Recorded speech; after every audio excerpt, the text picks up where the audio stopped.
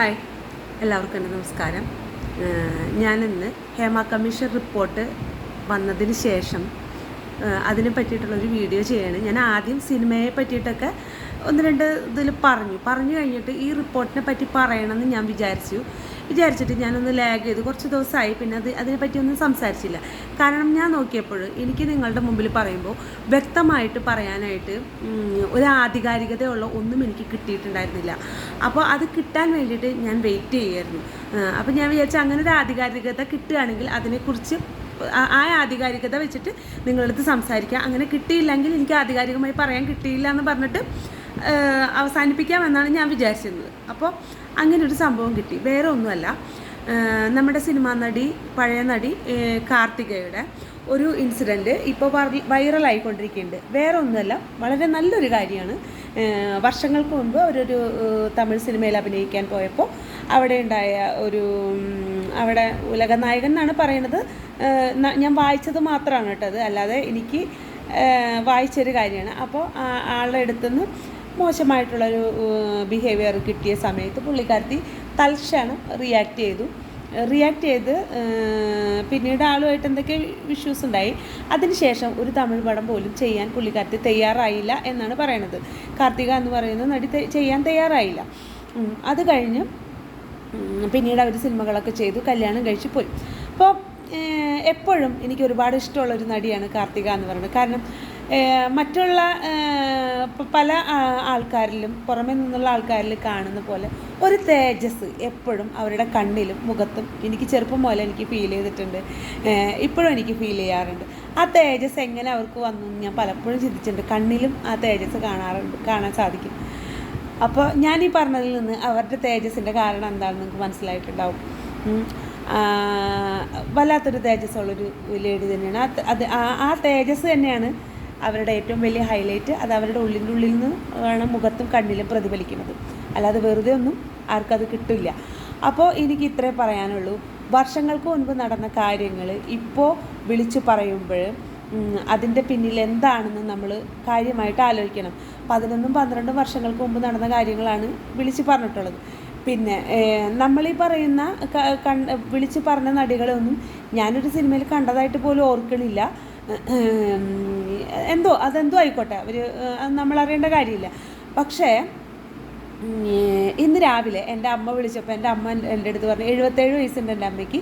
എൻ്റെ അമ്മ പറഞ്ഞെന്താണെന്നറിയോ, ഇത്ര വർഷമായിട്ട് ഇവരിത് പറയാതെ അവരന്ന് സിനിമയിലൊക്കെ അഭിനയിച്ചു, സമ്പാദിക്കാനുള്ളതൊക്കെ സമ്പാദിച്ച് എല്ലാം കഴിഞ്ഞിട്ട് ഇപ്പോൾ അവർക്ക് പറ്റുന്ന പോലെ ആണുങ്ങളെ കൊടുക്കാനല്ലേ അവർ നോക്കണമെന്ന്. അത് സത്യമാണെന്ന് എനിക്കും തോന്നി. അവരത് അന്ന് പറയേണ്ടതല്ലേ? 10, 11, 12 വർഷം മുമ്പ് നടന്ന കാര്യം അന്ന് പറയാതെ ഇപ്പോൾ പറയുന്നത് എന്താണെന്ന് നമ്മൾ ഒന്ന് അന്വേഷിക്കണം, എന്താണെന്ന് നമ്മൾ ചിന്തിക്കുകയും വേണം. അപ്പോൾ ഒരു കാര്യം ഞാൻ പറയാം, കഴിവുള്ളവരുടെ അടുത്ത് അവസരങ്ങൾ ഉറപ്പായിട്ട് തേടി വരും.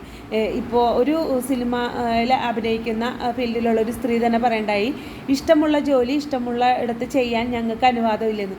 നിങ്ങൾക്ക് അനുവാദമുണ്ട്, ആരും അതിനെ തടഞ്ഞിട്ടില്ല. പക്ഷേ അത് മനസ്സിലാക്കേണ്ട ഒരു കാര്യം, ആ അനുവാദമില്ലാതെ ആരെങ്കിലും നിങ്ങൾ ഉപദ്രവിക്കുകയാണെങ്കിൽ തൽക്ഷണം റിയാക്ട് ചെയ്യണം.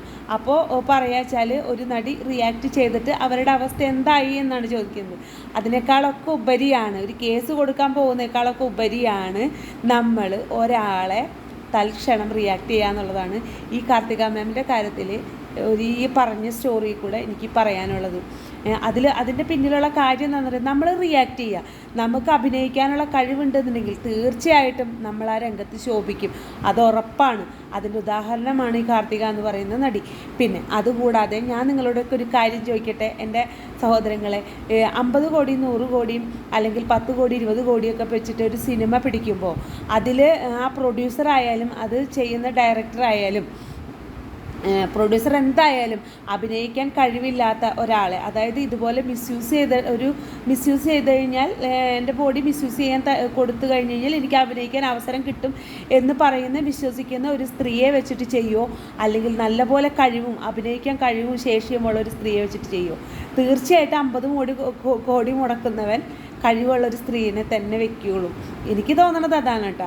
അല്ലാതെ ഒരു സ്ത്രീക്ക് വേണ്ടിയിട്ട് 50 കോടി കളയാനും മാത്രം മണ്ടന്മാരാണ് ഇപ്പോഴത്തെ സിനിമയിലത്തെ പ്രൊഡ്യൂസർമാരെന്നൊന്നും എനിക്ക് തോന്നണില്ല. അപ്പോൾ നമ്മൾക്ക് കഴിവുണ്ട് എന്നുണ്ടെങ്കിൽ നമ്മൾ ഉയരത്തിലെത്തും. നമ്മൾ നമ്മുടെ കഴിവിൽ വിശ്വസിക്കണം, എന്നിട്ട് പ്രയത്നിക്കണം. നല്ല നല്ല ആൾക്കാരുടെ അടുത്ത് പോവുക, എന്തെങ്കിലുമൊക്കെ നമ്മളിപ്പോൾ ഇപ്പോഴത്തെ ഫെസിലിറ്റീസ് ഉപയോഗിച്ച് അഭിനയിച്ചിട്ടുള്ള കാര്യങ്ങളൊക്കെ കാണിച്ചു കൊടുക്കാൻ നമുക്ക് അവസരങ്ങൾ കിട്ടും. ആരും നമ്മളെ തഴയൊന്നുമില്ല. അങ്ങനെ ഉണ്ടെന്നുണ്ടെങ്കിൽ തൽക്ഷണം റിയാക്ട് ചെയ്യുക, കാര്യങ്ങൾ മുന്നോട്ട് കൊണ്ടുപോവുക, അത്രേ ഉള്ളൂ. അപ്പോൾ ഇപ്പോൾ എല്ലാവരും ചെയ്യുന്നത് എന്താണെന്ന് വെച്ചാൽ, എല്ലാവരും അല്ല, കുറച്ച് പേര് ചെയ്യുന്നതിലൂടെ, കുറച്ച് ലേഡീസ് ചെയ്തതിലൂടെ മൊത്തത്തിൽ സംഭവിച്ചിട്ടുള്ളത് മലർന്നു കിടന്ന് തുപ്പുക എന്നുള്ള രീതിയിലേക്കാണ് ഈ ഹേമ കമ്മീഷൻ റിപ്പോർട്ട് വന്നതിന് ശേഷം സംഭവിച്ചിട്ടുള്ളത്. സിനിമ ഫീൽഡിലുള്ള എല്ലാവരുടെയും ഒരവസ്ഥ എന്ന് പറയുന്നത് മലർന്നു കിടന്ന് തുപ്പിയതുപോലെയായി. അത് ഒരു വേദനാജനകമായിട്ടുള്ളൊരു കാര്യമാണ്. എന്നാൽ അതിനെ അംഗീകരിക്കാൻ പറ്റുന്നില്ല. ആ ഒരു ഇതിനെ അംഗീകരിക്കാൻ പറ്റുന്നില്ല. അങ്ങനത്തെ ഒരു ഇതിനെ നമ്മൾ ചെയ്യേണ്ട കർമ്മങ്ങൾ ചെയ്യേണ്ട സമയത്ത് ചെയ്യണം, അല്ലാതെ പിന്നീട് ചെയ്തിട്ട് കാര്യമില്ല. അതിന് എഫക്റ്റ് കുറയും. വിശന്നിരിക്കുമ്പോഴല്ലേ ഭക്ഷണം കൊടുത്തിട്ട് കാര്യമുള്ളൂ. വയറ് നിറഞ്ഞിരിക്കുമ്പോൾ ഭക്ഷണം കൊടുത്തിട്ട് കാര്യമില്ലല്ലോ. അപ്പോൾ താങ്ക് യു.